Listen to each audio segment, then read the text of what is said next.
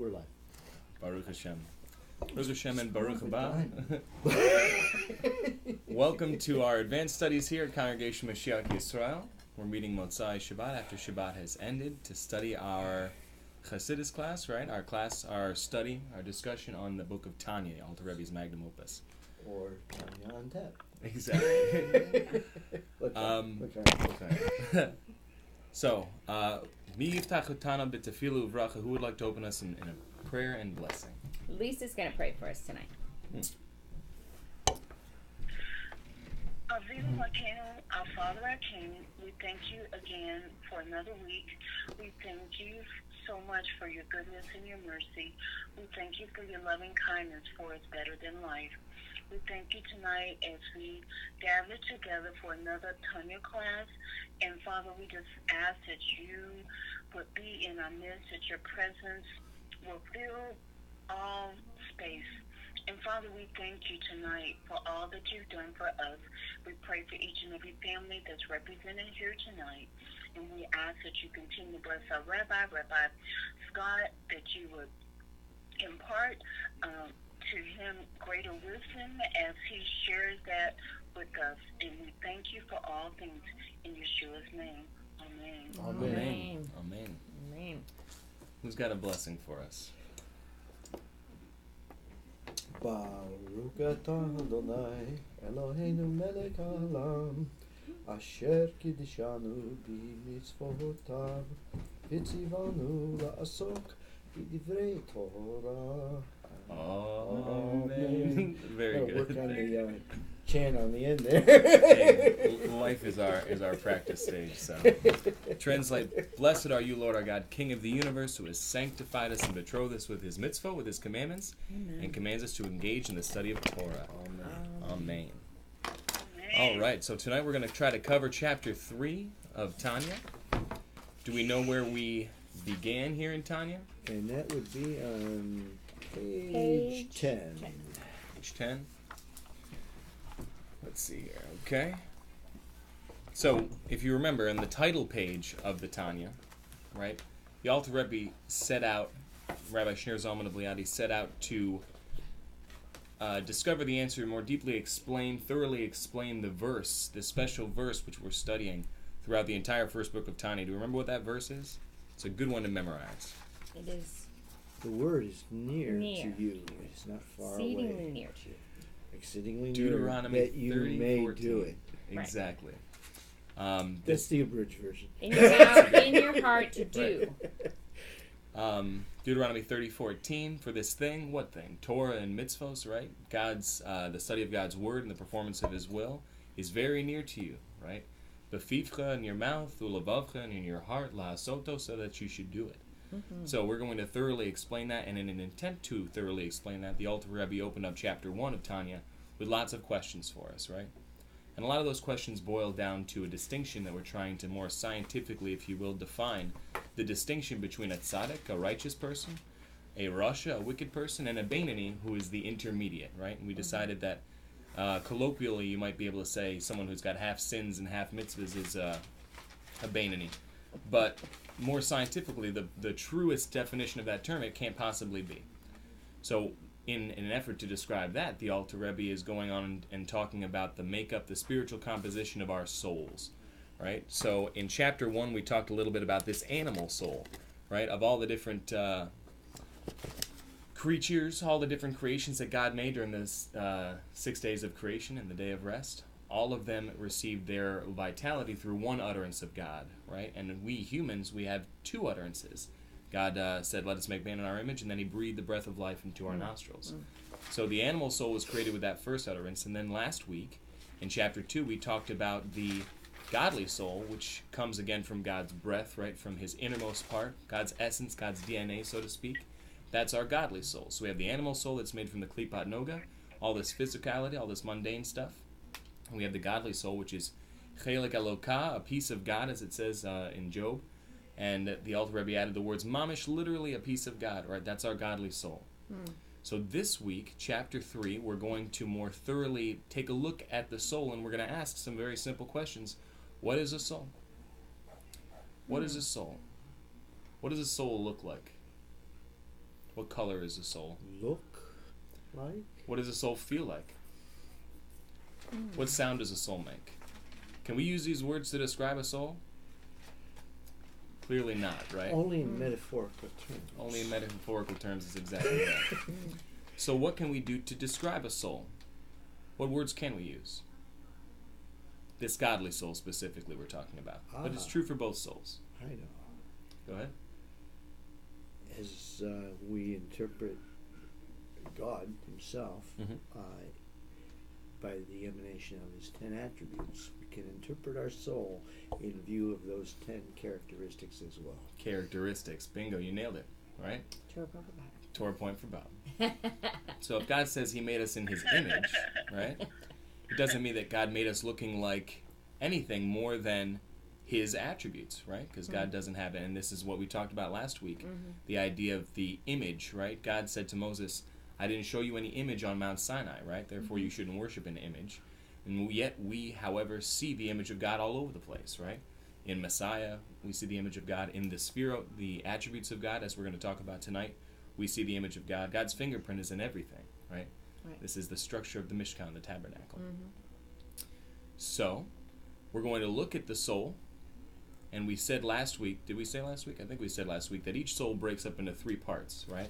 The Nefesh, the Ruach, and the Neshama. Right. The Nefesh is the part of the soul that energizes the action, the body. The Ruach is the part of the soul that energizes our emotions, normally translated as spirit. And the Neshama is the part of our soul that energizes our intellect, right? The ability to think. So, when we're looking at the identity of a soul, right, we can judge it by its characteristics. So what are the characteristics of a soul? In this chapter, we're going to learn that each of our souls has 10 faculties, 10 soul powers, which mimic or mirror the 10 Sphirot, God's divine attributes, right? God is kind, therefore we can be kind, right? God is strict, he's disciplined, so we can be strict and disciplined. God is forgiving, we can be forgiving, etc., etc. And we're going to learn about all these attributes.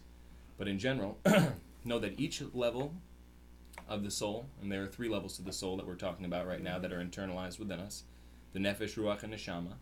Each of those 3 levels consists of these 10 soul powers, or these 10 faculties of the soul. And that's actually the introduction from our handy-dandy map of Tanya here. It says, each level, Nefesh, Ruach, and Neshama of the soul, consists of 10 faculties corresponding to the 10 Sphirot, God's 10 attributes. And these 10 break up into 2 groups, 3 intellectual attributes and 7 emotional attributes. Okay? So it's a lot of numbers. Let's just break it down once more. Each godly soul is broken up into several parts. Each one of those parts, Nefesh, Ruach, and Neshama, has 10 faculties of the soul, 10 soul powers, right? And those 10 are grouped into 2 groups, 3 intellectual, 7 emotional. So if you want to look at a soul and say, what am I, right? What is a soul? A soul is what it understands, and a soul is what it feels, right? Now we have some handles where we can start talking about this structure of soul, right? The spiritual essence.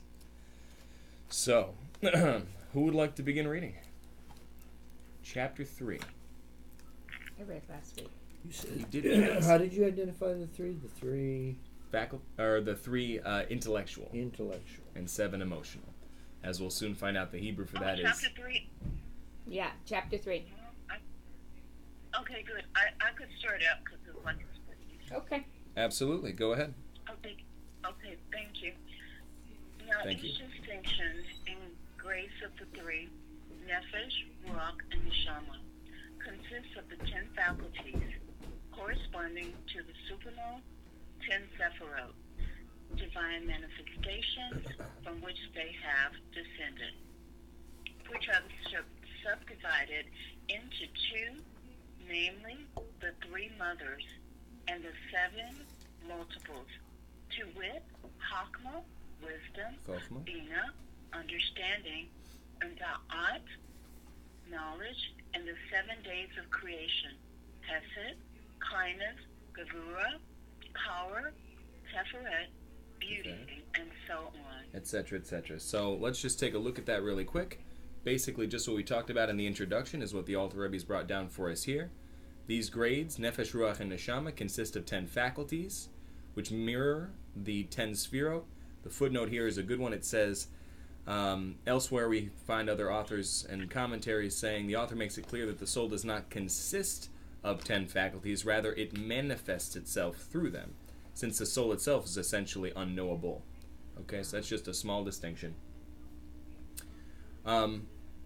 We have the soul, 3 parts, breaks up into 10 faculties, and they're divided into 2 groups, 3 mothers and 7 babies, right? And this is the imagery that we have to remember going forward. The intellect is going to influence our emotion, all right? That's the process, how this all works. Intellect gives birth to emotion. If you know nothing about something, how could you feel anything about it? Right?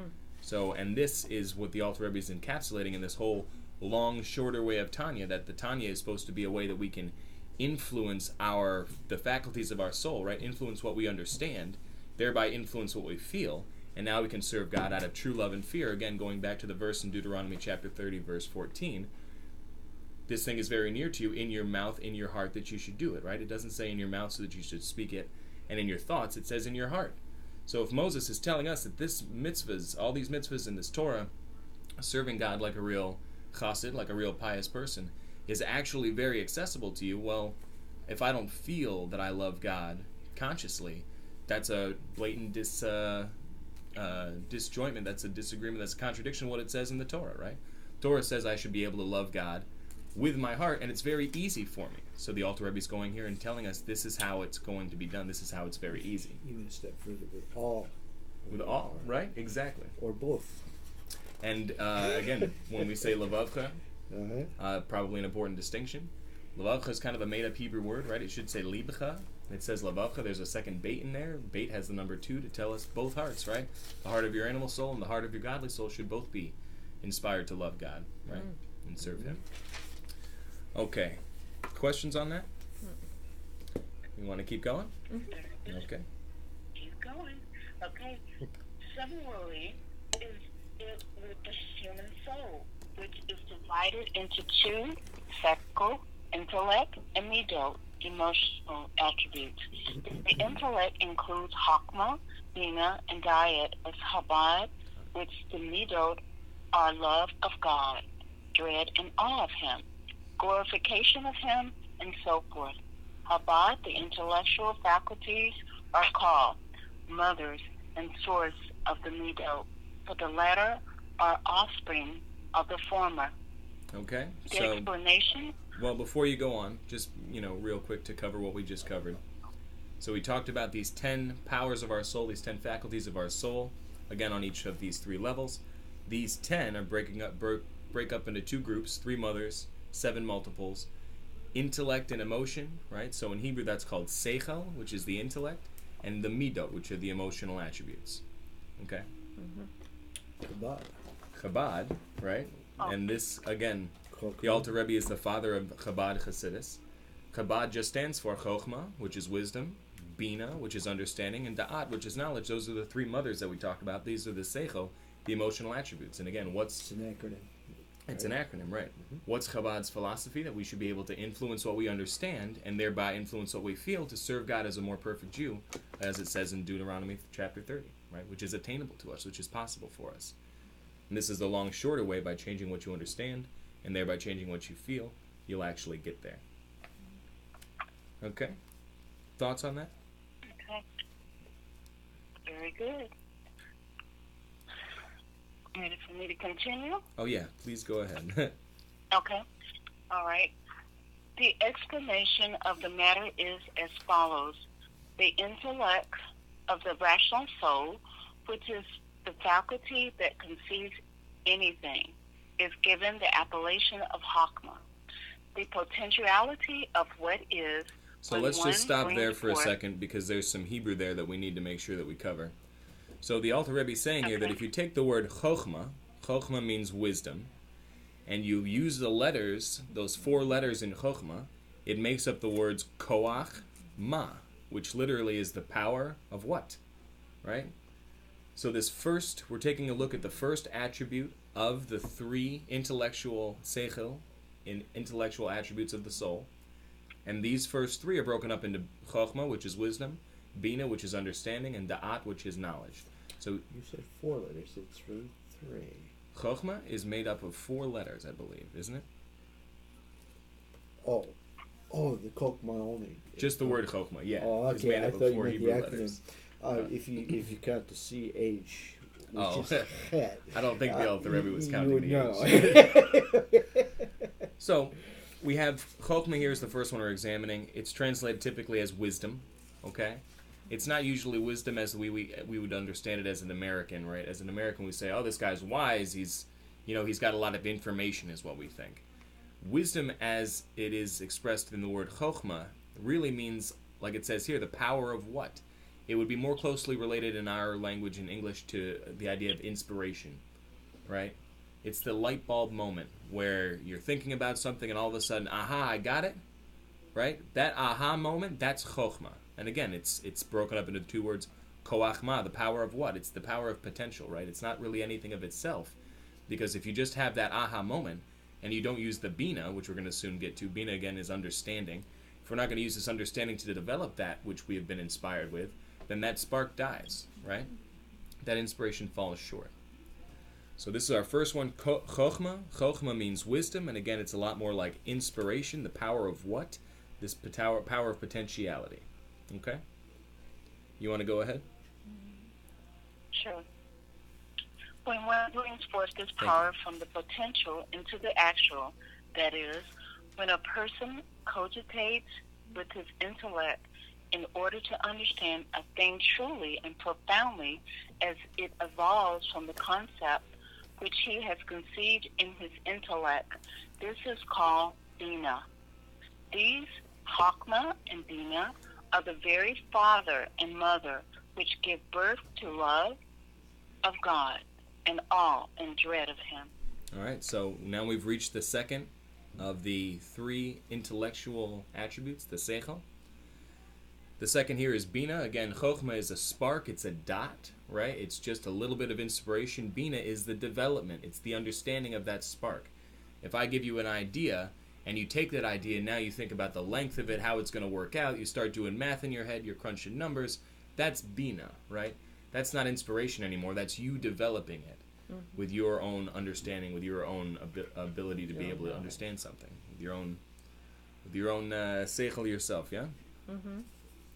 So Bina and Chokhmah are always called, and Chokhmah and Bina, Abba and Ima, right? Father and mother. And the imagery here is pretty perfect.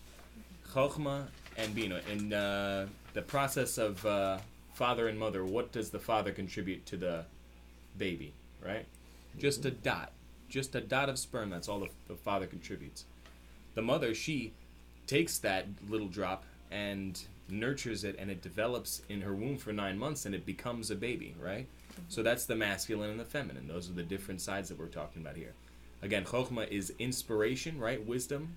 It's like creativity. Here's your, here's your drop of inspiration. You could do something with this or not.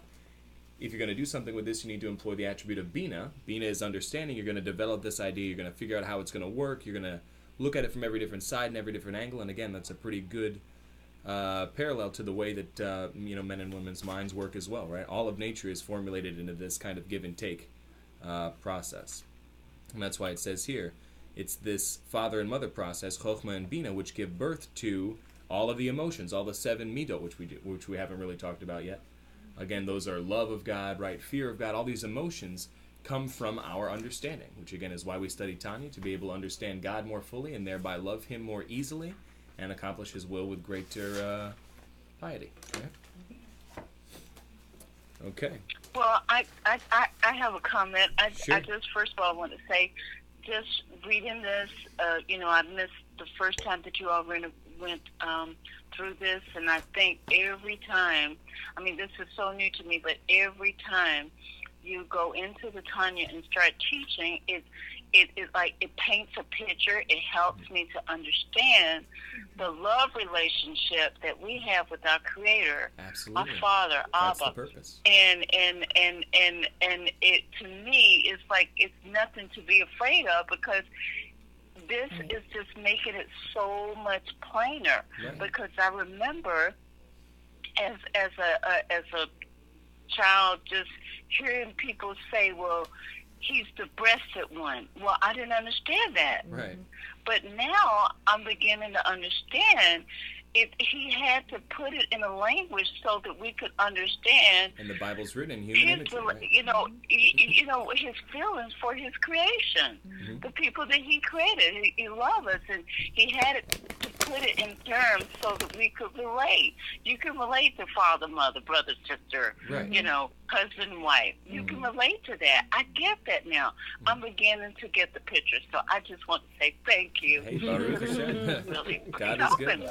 Yeah. The understanding is coming. Right. And again, that's the point of it's this coming. study. Yeah. I mean, the Understand picture's more being about painted. Yeah. Baruch Hashem. And again, this is all the Alter Rebbe, you know. You identified Kokma, the Father, by one word, inspiration, and see another word here in the text, which could be used for the mother, the Bina, cognition. Cognition, right?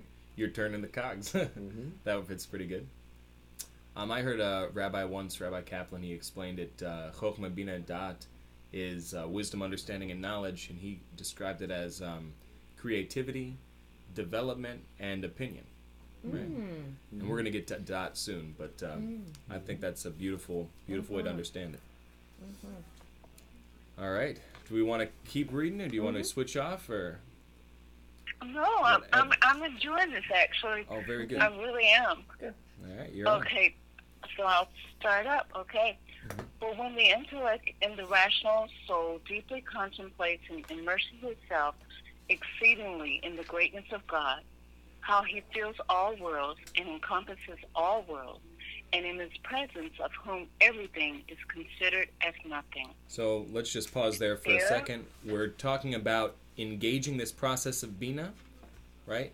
This is what we've been saying. If we can change what we understand, then we're going to develop what we feel in a stronger way. And again, all of these attributes are mirroring God, who God is, how God works.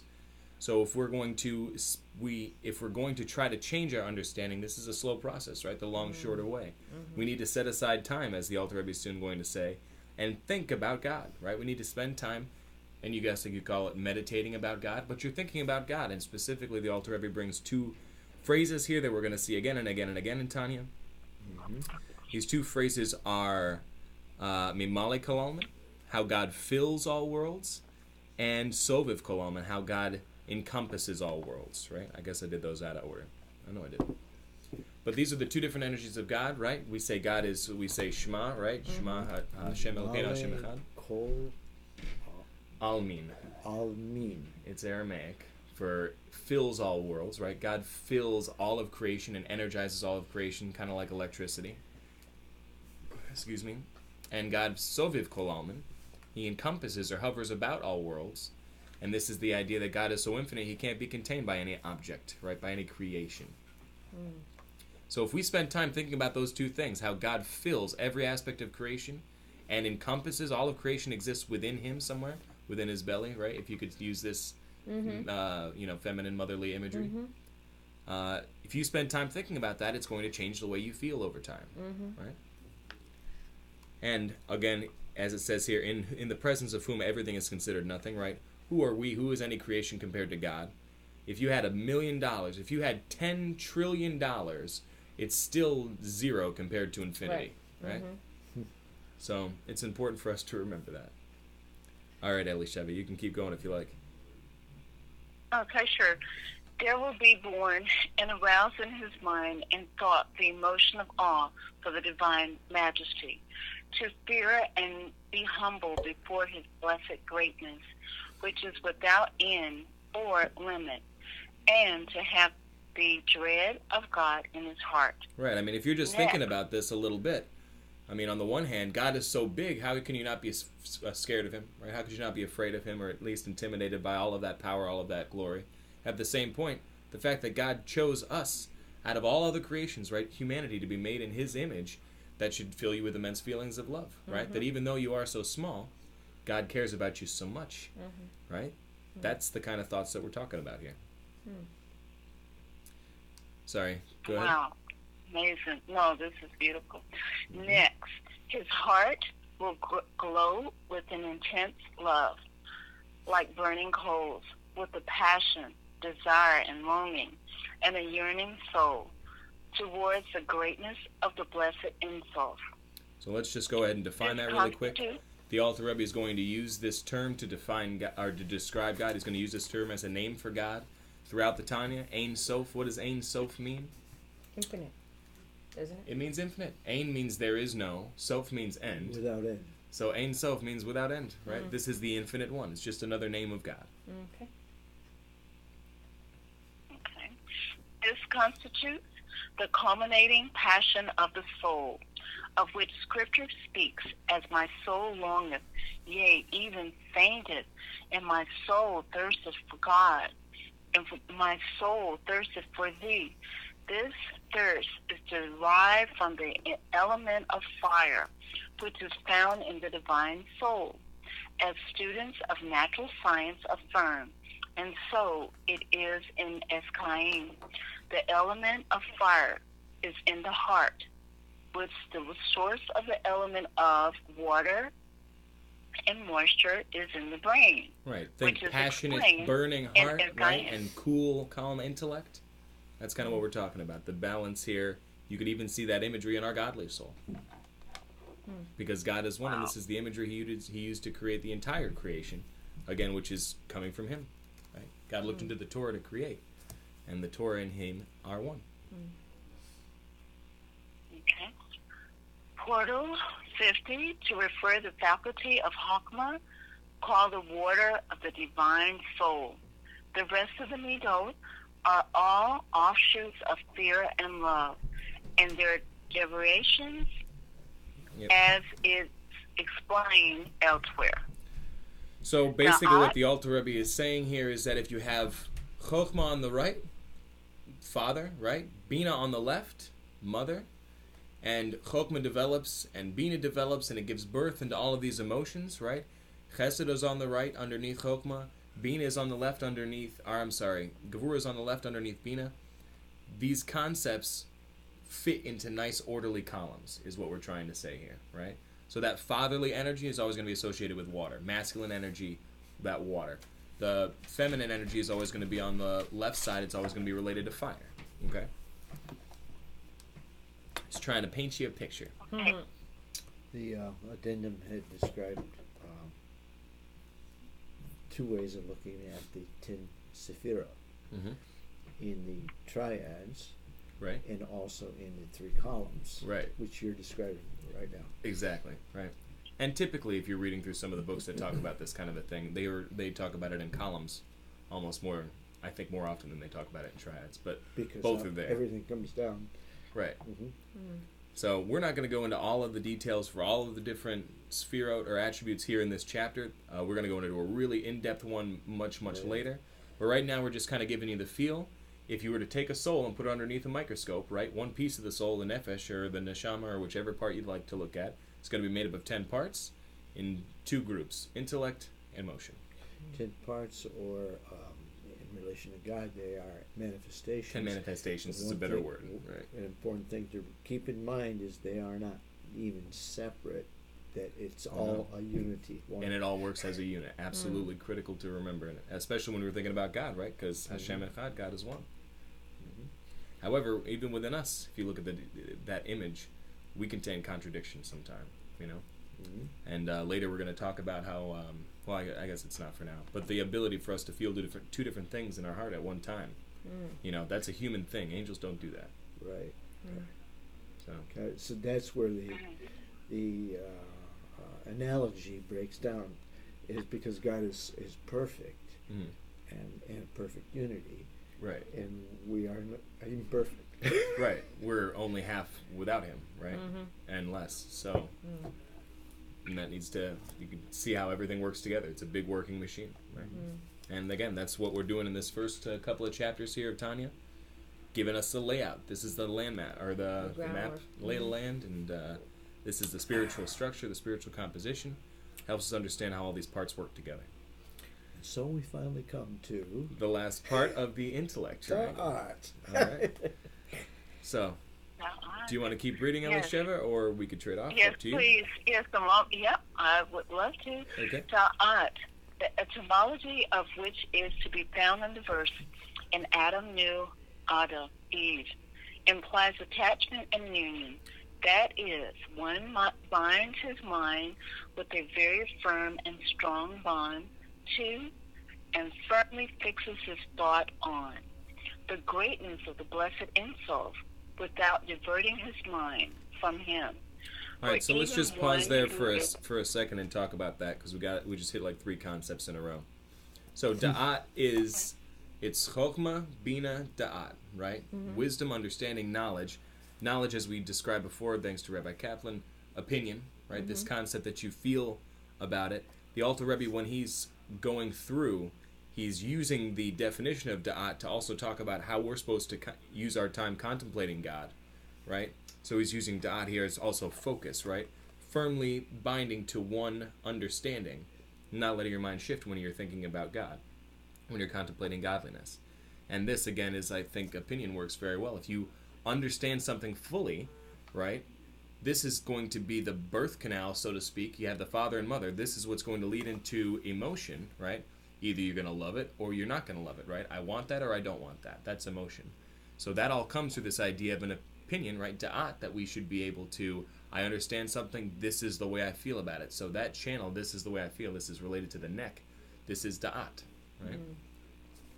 And without da'at, right, you don't get any kind of emotional offspring from the union of wisdom and understanding, right? Chokhmah and Bina get together if there's no da'at, if there's no integration into who you are, right? If there's no opinion, if I don't identify with it in some way, then I'm never going to feel anything about it, right? So that's an important functionality. And the story that I heard by Rabbi Gordon of blessed memory, I think it explains it perfect. He said 2 guys go to a stop smoking course. They both get A's, right? They both walk out of there. One never smokes again in a day in his life. The other, he goes and buys a carton of cigarettes, right?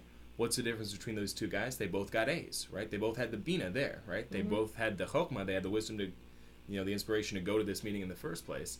One of them had the Da'at. He grew an opinion about it. He felt about it. I really should do this. The other one, he didn't. So it just remained like a mental thing, right? How many people go to service in their various congregations and synagogues and things, and they just, I'm with it with God now. And as soon as they leave, it's like they were never even there. Right. That's no da'at, right? That's what we're talking about, da'at.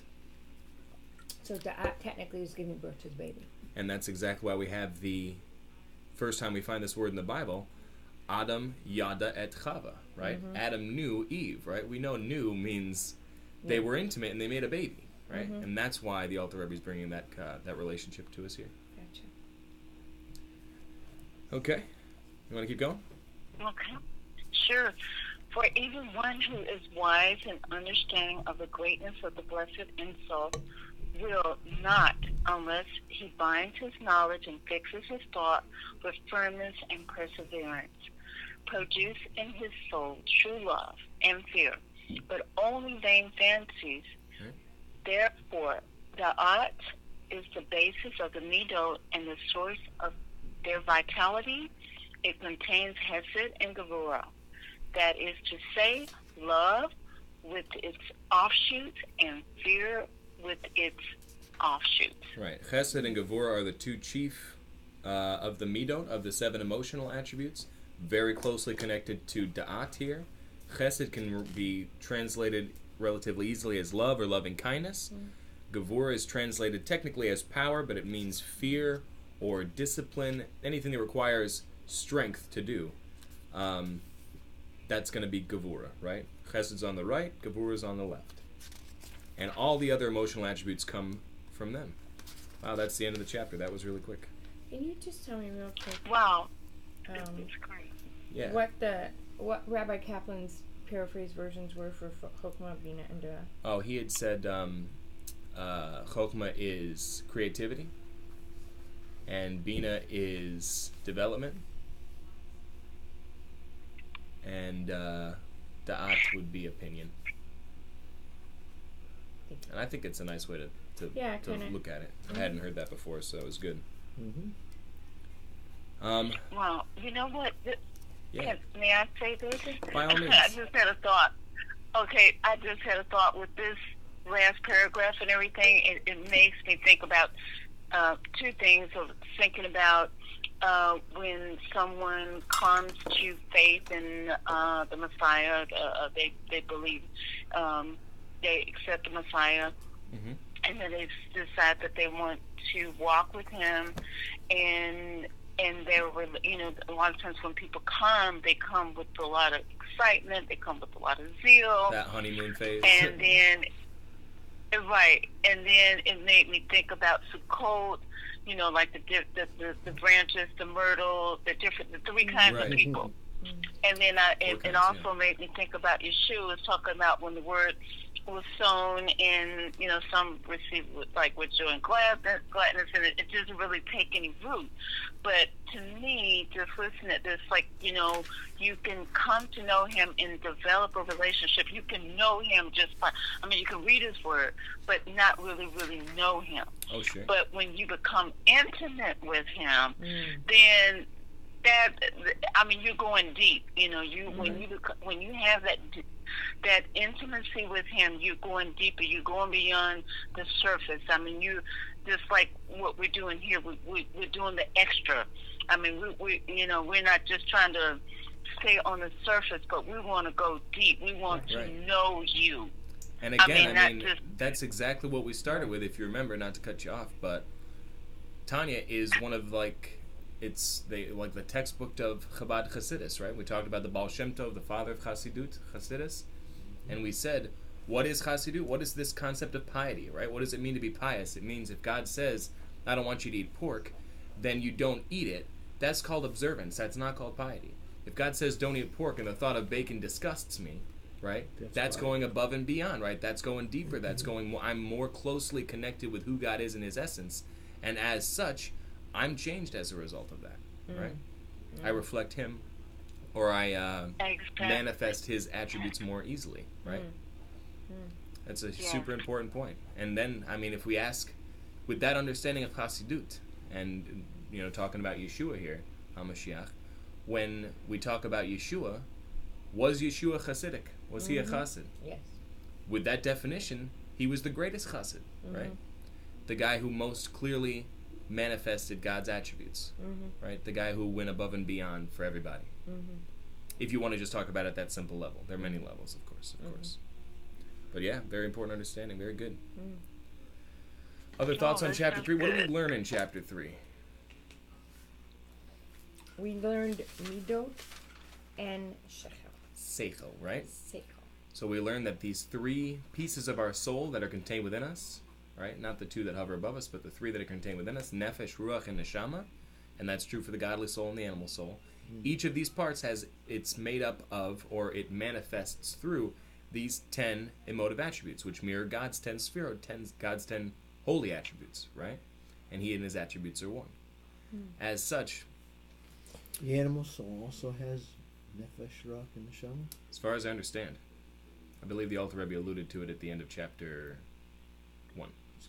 Oh, really? Okay. Because we seem to be more focused on the godly soul. So that's an important... Absolutely true. And that's an important thing to distinguish. We talked about in chapter 1 the animal soul, and then we kind of stopped talking about that and said there's a second soul, this is the godly soul from the second utterance, and we've been talking about that for 2 chapters now. Next week, we're going to talk about chapter 4 is also talking about the godly soul, and we're going to be talking about the garments of the godly soul, right?